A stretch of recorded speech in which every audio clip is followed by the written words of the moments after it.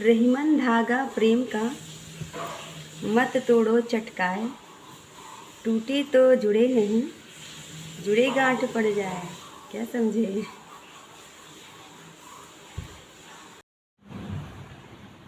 चिंता ऐसी डाकनी काट कलेजा खाए, वैद्य बेचारा क्या करे, कहाँ तक दवा लगाए। क्या समझे? चिंता बहुत खतरनाक चीज़ है ना। तो चिंता जो है व्यक्ति के व्यक्ति को खा जाती है। चिंता एक घुन की तरह होती है। अगर इंसान को चिंता हो जाए किसी चीज़ की तो वो धीरे धीरे इंसान को खोखला कर देता है। जैसे घुन जो लगता है ना, कीड़े वाले, लकड़ी वाले जो कीड़े होते हैं, अगर कीड़ा एक बार लकड़ी में लग गया, घुन लग गया, तो अंदर पूरा लकड़ी को खोखला कर देता है। वैसे चिंता होता है। और देखिए, आपकी चिंता करने से, हमारे चिंता करने से तो कुछ होना नहीं है। हमने अपना कर्म कर दिया, हमने अपना इन्वेस्टमेंट कर दिया है। अब जब वो मैच्योर हो जाएगा, जब फल मिलने का टाइम आएगा, तो हमें हमारे कर्मों का फल मिल ही जाएगा। तो चिंता किस बात की? जो चीज़ अपने बस में ही नहीं है उसकी चिंता क्या करना। कम से कम मैं तो नहीं करती। आप करते हो क्या? प्लीज़ बताओ। जय श्री राम। खुशी, अगर आपको खुशी चाहिए ना, तो दूसरों से उम्मीद रखना छोड़ दीजिए।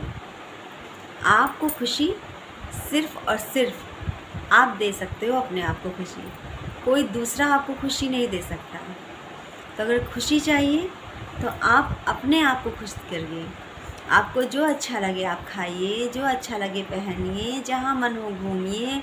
आपको जो चाहिए अपने आप को गिफ्ट दीजिए। आप अपने आप को सजाइए, संवारिए अपने लिए, दूसरों के लिए नहीं। जिस दिन आप अपनी खुशी किसी दूसरे से जोड़ देते हैं, उसी दिन आप अपने लिए दुख ले आते हैं। क्योंकि कोई दूसरा आपको खुश देख ही नहीं सकता, खुश कर ही नहीं सकता है। तो खुशी चाहिए तो खुद का ख्याल रखिए, खुद की केयर करिए, खुद को गिफ्ट दीजिए, खुद को खुश रखिए। किसी दूसरे से खुशी मत मांगिए, क्योंकि मांगने से तो भीख भी नहीं मिलती। तो खुशी जैसी खजाना कोई दूसरा क्या देगा आपको, बताइए। जय श्री राम। ऐसी वाणी बोलिए मन का आपा खोए, औरन को शीतल करे आपहु शीतल होए। है ना। तो इसका क्या मतलब निकलता है? वाणी हमेशा ऐसी होनी चाहिए कि जो सुने वो आप में खो जाए, आपकी बातों में, आपके विचारों में खो जाए। दूसरों को आप सुख पहुंचाएं और खुद भी सुख का अनुभव करें। है ना। तो वाणी हमेशा मीठी, मधुर और शीतल होनी चाहिए।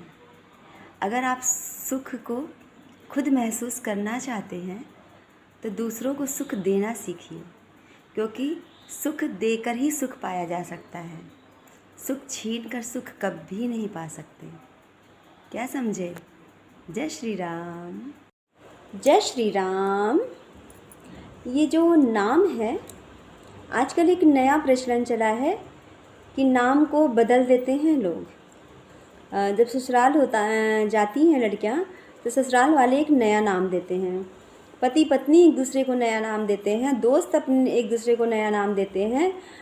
तो नाम का जो महत्व है उसका एक अलग ही होता है। मुझे इन सब चीज़ों से बड़ी मैं इन बातों को एग्री नहीं करती हूँ। मुझे ऐसा लगता है कि जो नाम है वो सिर्फ नाम नहीं होता है, वो माँ बाप का आशीर्वाद होता है। जब एक बच्चा जन्म लेता है, एक बच्चा जब कोख में आता है, उसी समय से माता पिता का बच्चे से एक जुड़ाव हो जाता है, एक लगाव हो जाता है। उनके बहुत सारे सपने, प्लानिंग होती हैं, विशेष होती है, केयरिंग होती है।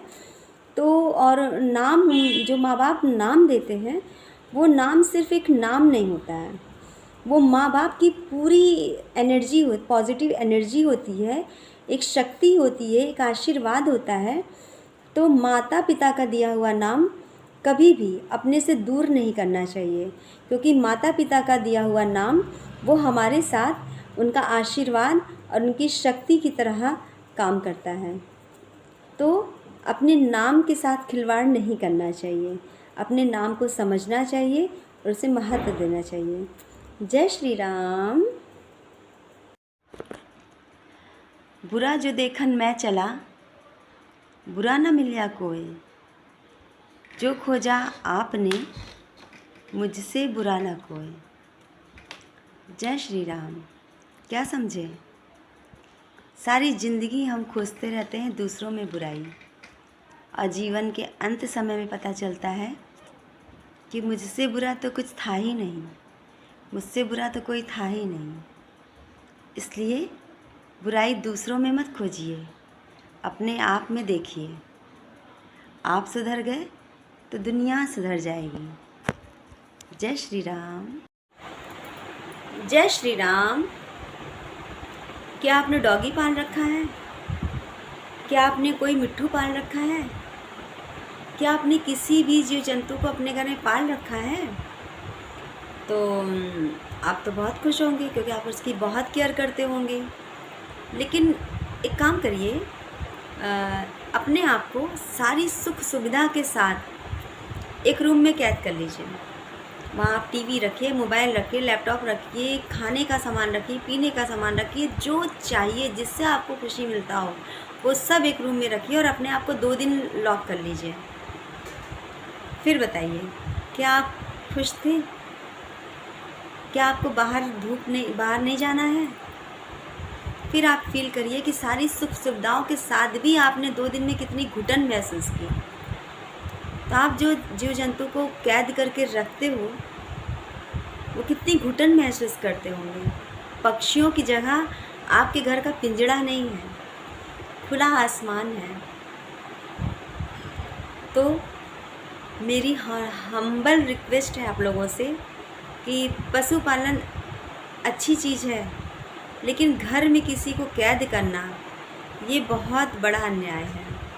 पक्षियों को आज़ाद करिए और उनको खुली आकाश दीजिए, खुला आसमान दीजिए, अगर आप उनसे सच में प्यार करते हो। जय श्री राम।